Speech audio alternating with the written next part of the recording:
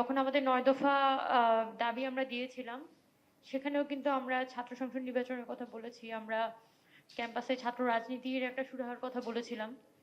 কিন্তু ৫ আগস্টের পরে আমরা যেটা এক্সপেক্ট করেছিলাম যে হয়তো আমরা একটা যৌক্তিক সমাধান পাবো এবং আমাদের বিশ্ববিদ্যালয়গুলোতে একটা ডেইলি বেসিসে মানে রেগুলার বেসিসে ছাত্র সংসদ নির্বাচন অনুষ্ঠিত হবে।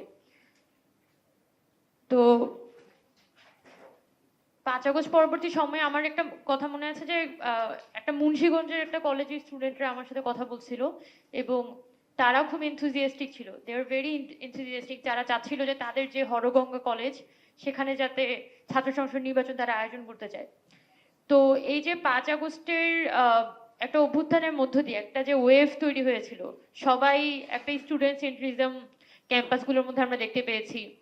ছাত্ররা এখানে সেলিব্রেটেড হচ্ছে এবং আমাদের ইউনিভার্সিটি ক্যাম্পাস বলি বা বিভিন্ন স্টুডেন্টদের মধ্যে কিন্তু ছাত্র সংসদ নির্বাচন হবে এটা সবাই ধরে নিয়েছিল এবং কে কিভাবে কত দ্রুত সময়ের মধ্যে আদায় করতে পারবে এটা নিয়ে সবার কনসার্নটা ছিল।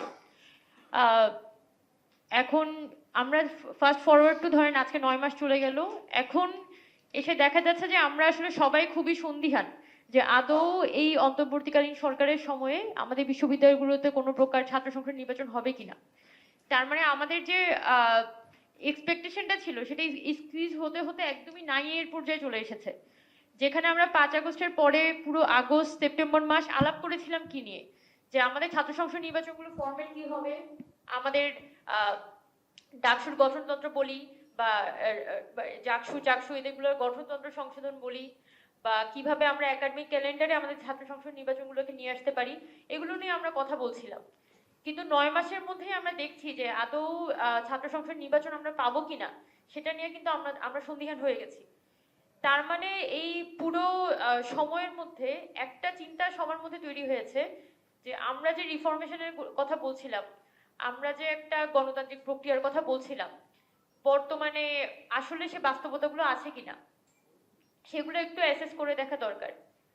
আমি এই যে রিপোর্টটি এখানে আছে সেই রিপোর্টটি আমি কিছুটা দেখেছি এবং খুবই আসলে অনেকের সাথেই স্যার কথা বলেছেন এবং মানে প্রবলেমগুলো খুবই কারেক্টলি আসলে আইডেন্টিফাই করা হয়েছে আমাদের ছাত্রছাত্রীদের মধ্যে। আপনারা যদি দেখেন ক্যাম্পাসগুলোর পলিটিক্যাল পরিবেশ বা আমাদের অথরিটি যারা অ্যাডমিনিস্ট্রেশন, তারা আসলে স্টুডেন্ট সেন্ট্রিক না। তারা পুরোপুরি দেখা যায় যে যেহেতু মানে নানান ধরনের জটিলতা, প্রথমত ভিসি নিয়োগ হয় আপনার চ্যান্সেলর দ্বারা, চ্যান্সেলর আবার চালিত হয় প্রধানমন্ত্রী দ্বারা। তার মানে ঠিকই একটা দলীয় কাঠামোই কিন্তু দিন শেষে আমাদের ইউনিভার্সিটি প্রশাসনটাকে চালিত করে। তার মানে আমি যতই বলি না কেন যে আমার মানে ছাত্র সংসদ নির্বাচনটাকে নিরপেক্ষভাবে হতে হবে, ছাত্র সংসদ নির্বাচনটা আসলে দিবে আমাদের ইউনিভার্সিটি প্রশাসন।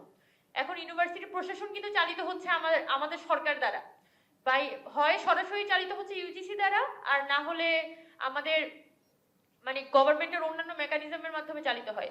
তো এই পুরো প্রসেসগুলো কিন্তু ইউনিভার্সিটির প্রশাসনকে এক ধরনের দলীয়করণ করার ক্ষেত্রে ভূমিকা রাখে। এখানে আরেকটা কথা আমি বলবো যে ৫ আগস্টের পরে আমরা অনেক বেশি কনসার্ন ছিলাম যে ছাত্র রাজনীতির ফরম্যাট কি হবে, কিন্তু আমরা কেউ এই বিষয়টা খুব একটা জোর গলায় বলতে পারিনি যে আমাদের ইউনিভার্সিটিগুলোতে আদৌ শিক্ষক রাজনীতি থাকবে কিনা। কিন্তু আমরা যদি ইউনিভার্সিটিগুলোর সব থেকে রুট অফ অল প্রবলেমস আমরা যদি দেখি, ছাত্রদের মধ্যে যদি একটা সমস্যা মীমাংসা হয়েও যায়, তাও কোথাও না কোথাও অ্যাডমিনিস্ট্রেশনের মাধ্যমে দেখা যাচ্ছে যে একটা কলকাঠি নাড়া হয় পেছন থেকে, যেটা বর্তমানে আমরা ছাত্র সংসদের ক্ষেত্রে দেখছি। আমাদের ইউনিভার্সিটি প্রশাসনের সাথে যখন আমরা কথা বলি, দে আর ভেরি পজিটিভ, সবাই নির্বাচন চায়, সামহাউ সব ছাত্র সংগঠন নির্বাচন চায়, সামহাউ ইউনিভার্সিটির প্রশাসনগুলো নির্বাচন চাই, কিন্তু সামহাউ নির্বাচনটা হচ্ছে না। মানে খুবই একটা ভেগ কনসেপ্টের উপর কিন্তু ছাত্র সংসদ নির্বাচনগুলো ঝুলে আছে। তার মানে বোঝা যাচ্ছে যে এই যে আমাদের অ্যাডমিনিস্ট্রেশন এবং আমাদের মানে ছাত্রদের যে রাজনীতিকরণ, সেটা তো অনেক বেশি কোয়েশ্চেন হচ্ছে বর্তমানে এসে, কিন্তু আমাদের অ্যাডমিনিস্ট্রেশনের যে একটা রাজনীতিকরণ, আমাদের শিক্ষকদের যে রাজনীতিকরণ, সেটা কিন্তু এখনো আমরা খুব বেশি কোয়েশ্চেনিং এর আন্ডারে আনতে পারিনি।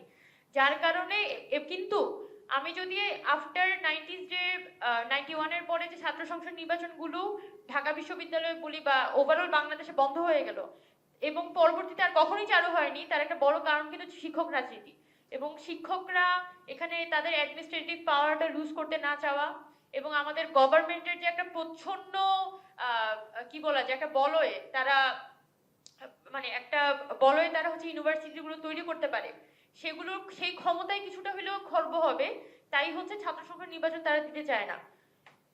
তো এই প্রবলেমস গুলো সবাই আমরা কম বেশি জানি, কিন্তু কিভাবে করে আমরা এই জটিলতাগুলো নিরসন করতে পারবো, আরো মানে আরো ইউনিনামাসলি আমরা আসলে এই যে ছাত্র সংসদ নির্বাচনের দাবিতে আমরা এগিয়ে যেতে পারবো, আমরা সামনে আসতে পারবো, এই ফরম্যাট গুলা নিয়ে আসলে আমরা চিন্তা করছি। আমরা এগুলা নিয়ে বরং বেশি কনসার্ন।